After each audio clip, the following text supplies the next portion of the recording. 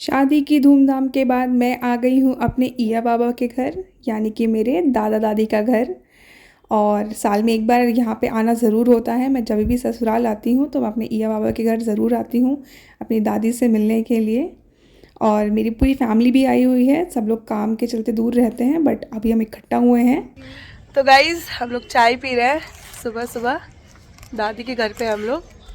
और आप ये देख सकते हैं हमारी दादी के घर के आगे का खेत है। बहुत प्यारा नेचर है, बहुत प्यारा है यहाँ पे। गाँव की सुबह, ठंडी की धूप, गर्मा गर्म चाय, मज़ा आ जाता है। वैसे जब भी गाँव आते हैं बड़ा सुकून मिलता है। खाना नेहा? हाँ। ये मेरी बहनें हैं और हम लोग बहुत ही मज़े करने वाले हैं 2 दिन, क्योंकि उसके बाद मैं चल जाऊँगी बैंगलोर वापस।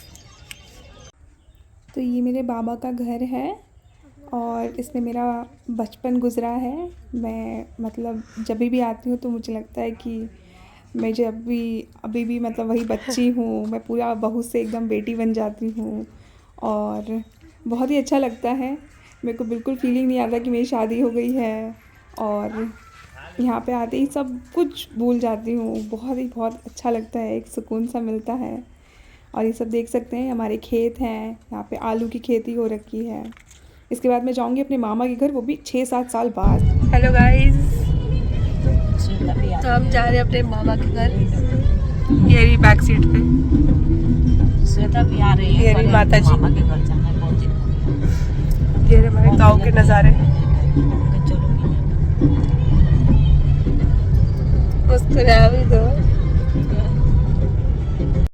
वीडियो बनाते बनाते मैं पहुंच गई अपने मामा जी के घर। फाइनली बहुत सालों बाद मैं यहाँ पे आ रही हूँ और मैं यहाँ आने के लिए बहुत एक्साइटेड थी, क्योंकि मुझे याद नहीं कि मैं लास्ट टाइम कब आई थी यहाँ पे। और सभी से मिलना हुआ। मैं बहुत ज़्यादा खुश हुई। इवन मेरी मम्मी बहुत ज़्यादा खुश थी। और ये मेरे नाना जी के जन्म के टाइम पे बना हुआ शिव मंदिर है। जिस दिन उनका जन्म हुआ था ये मंदिर तब बना था और ये पीपल का पेड़ लगा था।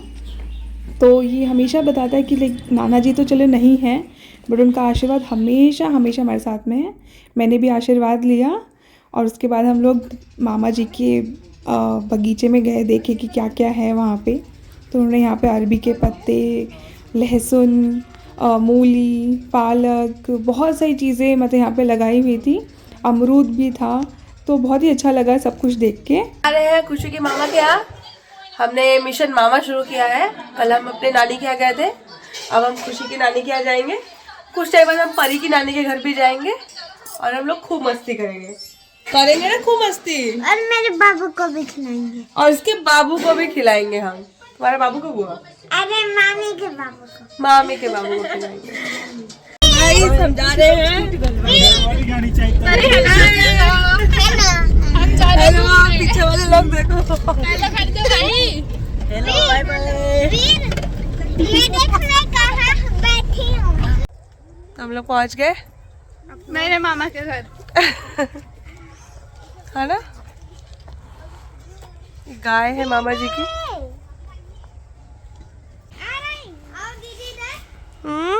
और यहाँ पर मेरी एक छोटी सी टूरिस्ट गाइड थी जो मुझे बता रही थी ये घास काटने वाला मशीन होता है, जो कि मैंने बहुत दिनों बाद देखा था। मैंने इसको भी ट्राई किया और काफ़ी सारी चीज़ें थी यहाँ पे भी, सब्जियाँ, ये सब चीज़ें लगी हुई थी।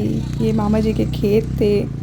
बहुत ही अच्छा लग रहा था। शहर में ये सब देखने को इतना नहीं मिल पाता है, तो गांव में बहुत अच्छा लगता है। बहुत ही स्लो पेस्ड लाइफ होती है, आराम से सब चीज़ चल रहा होता है। सो बहुत ही मज़े आ रहे थे। और स्पेशली मैं इन गायों के साथ बहुत ज़्यादा एंजॉय किया, क्योंकि काफ़ी टाइम बाद देखा। शहरों में तो गौशाला जाएंगे तो मिलेगा। यहाँ पे फिर हमको समोसे आ गए थे, हमने समोसे एंजॉय किए। मस्त मज़ा आया। समोसा खाने समोसे खाने के बाद हम निकल गए मामा जी का मुर्गी फार्म और फ़िश फार्मिंग देखने के लिए। उन्होंने कुछ नया स्टार्ट किया है वहाँ पे। तो हम लोग ट्राई कर रहे थे कि हम मछलियों को देख पाएँ। अभी बहुत ही छोटी मछलियाँ थी जो उसमें डाली हुई थी।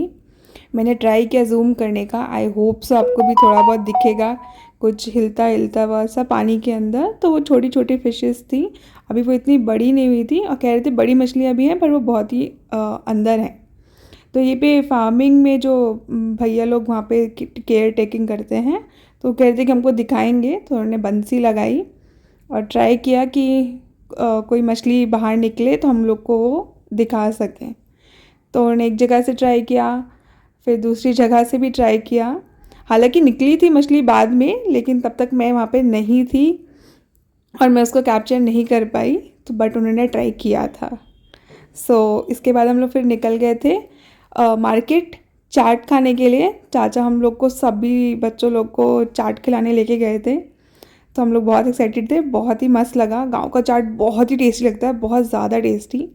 और ये भैया मस्त सी चाट बना रहे थे, सो मज़ा आया। फिर हम घर निकल गए और नेक्स्ट डे हम लोग गए अपनी कुलदेवी के मंदिर यानी काली माता के मंदिर। हम जब भी जाते हैं तो वहाँ पूजा करने ज़रूर जाते हैं, और मेरे हस्बैंड मुझे लेने भी आ गए थे मेरी जेठानी जी के साथ में। सो हमने मंदिर गए, हम लोग मंदिर की पूजा वूजा किया, और उसके बाद जाके मेरी भी विदाई की तैयारी स्टार्ट हो गई। तो फिर 2 दिन का सफ़र कट गया मेरा यहाँ पे। और यहाँ पे आप देख सकते हैं, यहाँ मेरा ये पीकू बाबू रो रहा है।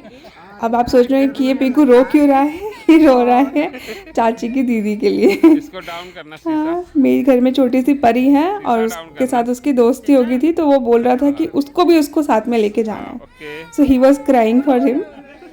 और मैं भी यहाँ पे रो धो के मैंने बाय बाय बोला सभी को, और फिर उसने भी थोड़ी सी अपनी ज़िद पकड़ी हुई थी कि नहीं मुझे परी साथ में ही लेके जानी है, बट परी किनारे खड़े होकर हंस रही थी कि लड़का रो रहा है।